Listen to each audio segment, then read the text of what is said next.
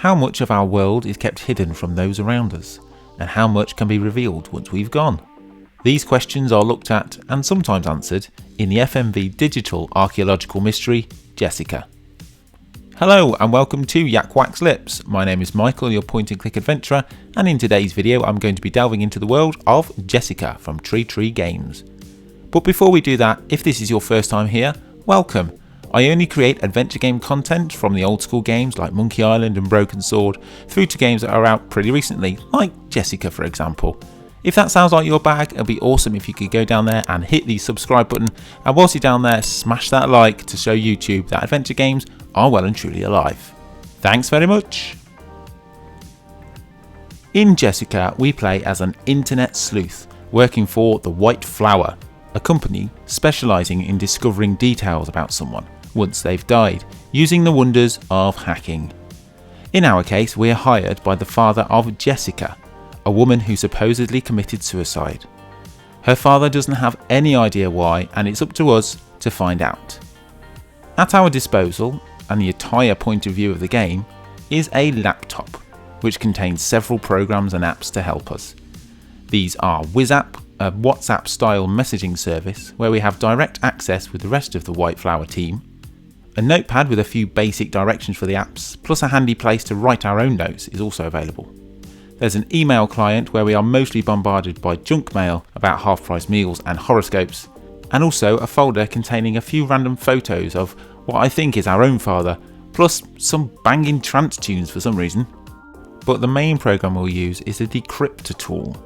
This vital program is basically 90% of the game, as after we've hacked into Jessika's files, we're left to rummage around through her private videos and discover the secrets of her suicide. There are several other documents too, such as concert posters, old school drawings, photos and more, but for the majority it's videos that we'll be watching. To find these files, it's as simply as typing a tag, and all videos under this tag appear. So, the first tag for me was just to type Jessika. A load of videos popped up with Jessika talking to the camera, and this continues through the entire game. Type a tag, watch a video. It's not as simple as it sounds though, as several files require more tags and therefore are locked. The clues to deciphering her death are peppered throughout these videos, and we discover new words to use from what she's saying. So at one point she may talk about family, and typing family will discover more videos. To help us on our mission, we are often interrupted by the team at White Flower. I say help as really each of these people are, well, pretty useless. Often they chime in with nonsense about going for dinner and what they're eating, and on the off chance we can tell them what we've just discovered, their replies are just kind of dismissive, or again they just turn to jokes. We can chat to Jessika's father here as well, to try and get some extra insight from him, but again he's next to useless. When we do discover something of importance from the video, an option pops up for us to send this to either Chad, the head of the White Flower, or Mr. Gladwich himself. When we do this, they will then reply in turn with their thoughts. Our options in this chat are pretty limited. We normally get a choice of 3 things to say, which range from going straight to the point, or maybe layering on a layer of humour, or perhaps trying to ease some bad news. The pings from the messaging service seem to appear randomly. I got used to the constant interruptions and basically just dismissed them in most cases. I felt it was all just wasting my time, and I just wanted to get on with the mission at hand. And here's what I really liked about Jessika. As we type in various keywords, we come across videos across a huge date range. Each video is numbered, so the early numbers, videos that are dated earliest, are mostly discovered earlier in the game. But 1 or 2 higher numbered videos can be watched early too, where we find out some disturbing truths, which adds some tension. As we get deeper into the mystery, the character of Jessika herself becomes more murkier rather than clearer. And to add even more tension on top, the closer the truth starts to float to the surface, we start to get cyber attacked. Once in a while, a glitch will occur, where a video will suddenly close down or a voice start to distort. It starts to become clear we're not here alone. When this first happened and a few times afterwards, I became genuinely unnerved by this. But it started to grate on me as nothing more was forthcoming. And the glitches, with me wearing headphones, became more like a jump scare due to the stupidly loud volume they had. After about 4 hours, I'd managed to untangle some dark secrets about Jessika, but in the end, it raised more questions than it answered. Graphically, we're sat staring at a laptop, which for me, I was playing on a laptop anyway. We're in a cafe which is slightly blurred in our periphery, and side note, why would we undertake such a delicate case in such a public place? I mean, that's a question for another time. The videos we watch are mostly high quality, with around 6 or 7 different locations used for these, and they range from 10 seconds through to several minutes.